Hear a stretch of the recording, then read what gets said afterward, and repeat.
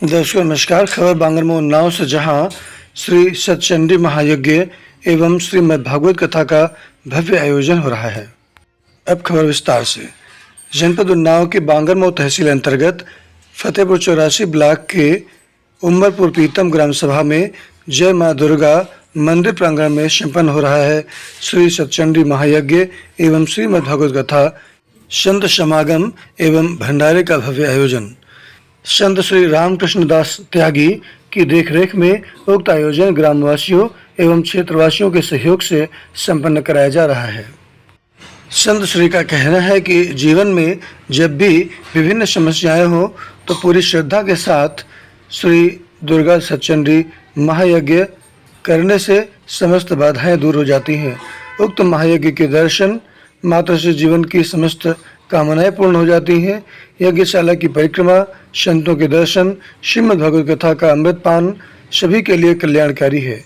उक्त कार्यक्रम 5 जुलाई 2023 से प्रारंभ होकर 11 जुलाई 2023 दिन मंगलवार को संपन्न होगा। आपको बताते चलें कि श्री सतचंडी महायज्ञ एवं श्रीमद् भागवत कथा का आयोजन श्री श्री 1008 श्री रामकृष्ण दास त्यागी जी महाराज की देखरेख में संपन्न हो रहा है।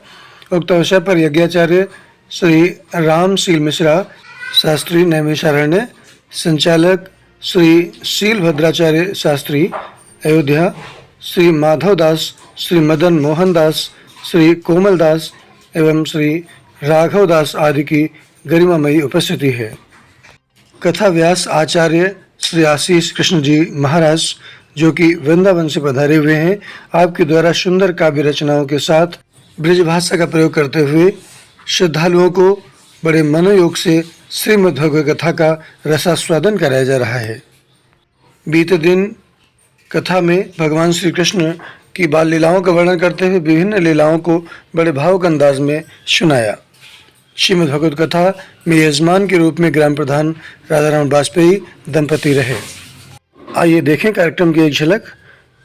बांगरमऊ उन्नाव से संवाददाता संजय त्रिपाठी की रिपोर्ट, Anglo Indian news, digital partner with Navyug Samachar Dainik. तब शिवती सन्नयन धारा चितवत काम भयो जनिछा। तो कामानि शंकर जिस रास में आ चुके हैं उस रास की पवित्रता में कोई संदेह नहीं करना चाहिए। वरदास बिहारी भगवान। आगे हमारे ठाकुर जी ने मथुरा के ब्राह्मणों की यज्ञ पत्नियों के ऊपर कृपा की। गाय चराते हुए भगवान ने दावानल की अग्नि का पान किया।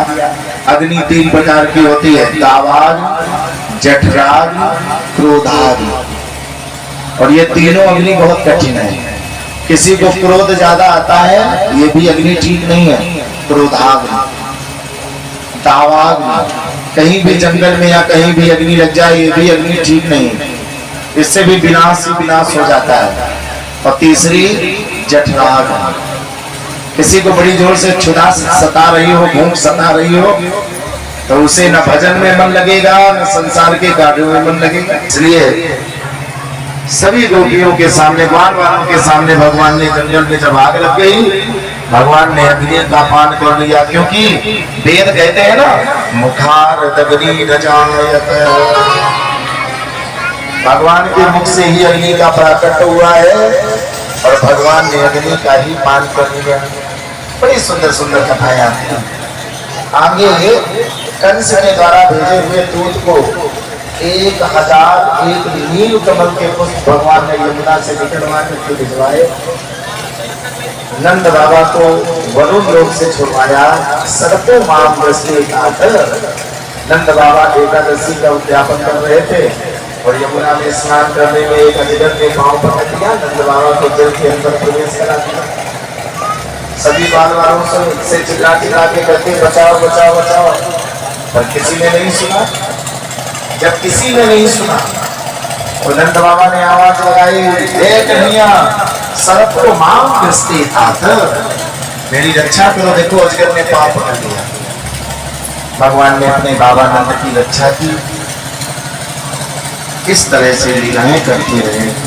और मैं आपको निवेदन कर रहा हूँ, जन्म से 11 वर्ष तक भगवान गोकुल और वृंदावन में रहे। 14 वर्ष तक भगवान मथुरा जी में रहे। 11 और 14 कितने हो गए? 25। और 100 वर्षों तक भगवान द्वारिकापुरी में रहे। इसीलिए विद्वानों के मत है कि 125 वर्षों के लिए भगवान इस पृथ्वी में आए हैं। 125 वर्षों के लिए। इसीलिए भगवान के 3 मार्ग हैं, श्री धाम वृंदावन, श्री मथुरा जी और श्री द्वारिका। 3 धामों में कहीं भी जाने का अवसर मिल जाए जरूर जाइए, बड़ा आनंद आएगा, बड़ा आनंद आएगा। और इधर नारद बाबा के कहने पर कंस ने अक्रूर से कहा, अक्रूर तुम्हें एक बार वृंदावन जाना है और वृंदावन में जाकर के ब्रज के दोनों बच्चों को लेकर के आना है।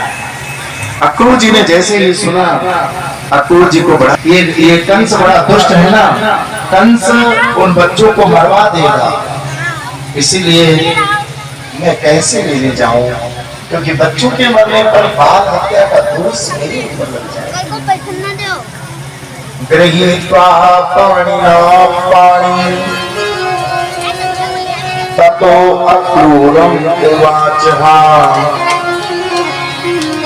तस्यां प्रगीतो येनस्मिन् भावो तेजसेवचा। जिनका मन न लग रहा हो अपने घर जाओ, उठ के यहाँ डिस्टर्ब मत करो।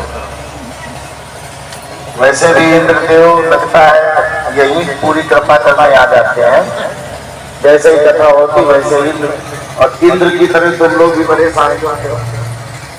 आपका मन नहीं लग रहा कथा में तो आराम से घर जाओ, आप तो टाइम वेस्ट कर रहे हो। जो लोग सुन भी रहे उन्हें भी परेशान करते हुए, कम से कम न मन लगे तो प्रसाद चढ़ाओ, 2-4 परिक्रमा करो, मन हो नहीं तो आराम से जाओ। बाबा जैसे बातें करो जाके बैठ के, और बाबा तो वैसे भी बहुत बाबा है ना, बोलो राधे राधे। और जो कथा सुन रहे, देखो हमारे महात्मा जीवन स्वामी जी हैं, कितने मन से कथा सुनते हैं। शाम को इन लोगों से हमारा वो होता है सत्संग, तब ये बताते हैं जो दिल में हम सुनते हैं हमसे, उसी को रिवीजन कहते हैं।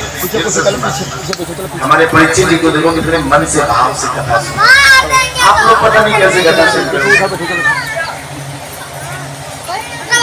शांति से कथा सुना ताकि, क्योंकि वैसे भी यहाँ कितना समय कथा का, 2 घंटे दिन में, 2 घंटे रात में।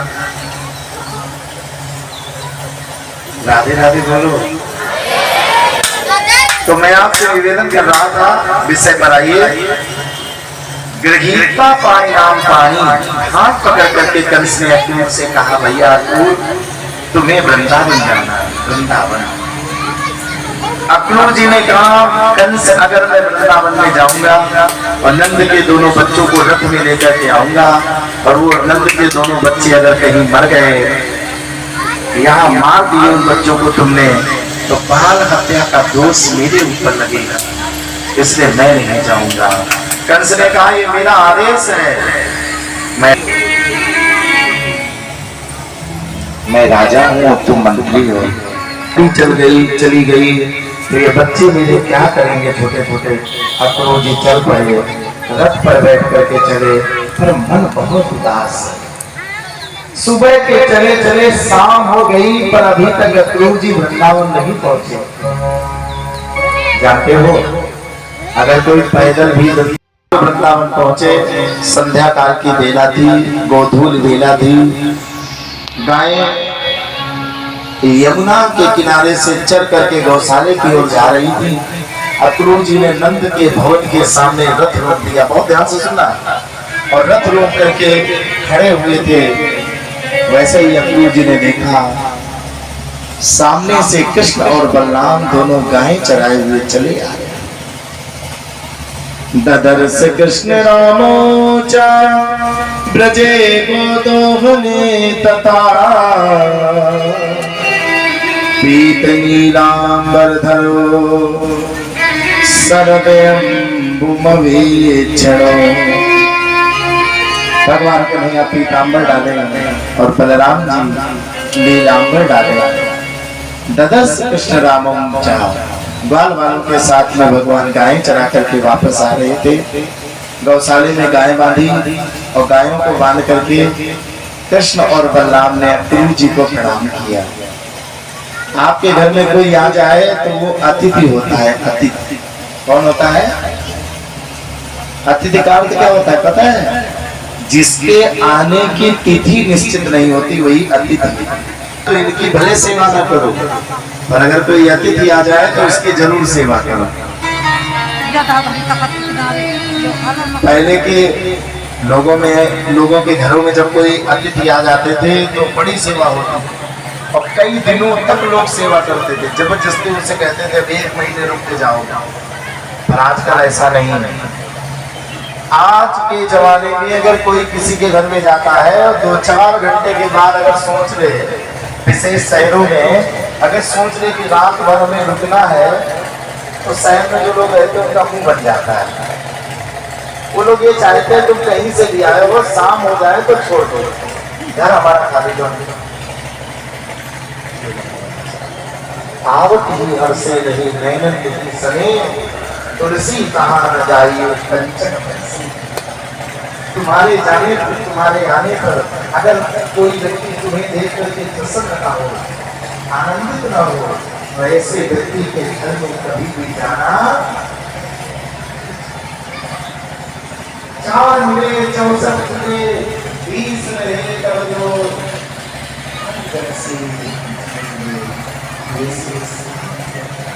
आप देख रहे हैं Anglo Indian news digital partner with Navyug Samachar Dainik. खबरों से जुड़े रहने के लिए चैनल को लाइक और सब्सक्राइब अवश्य कर लें ताकि खबरों की अपडेट आपको मिलती रहे।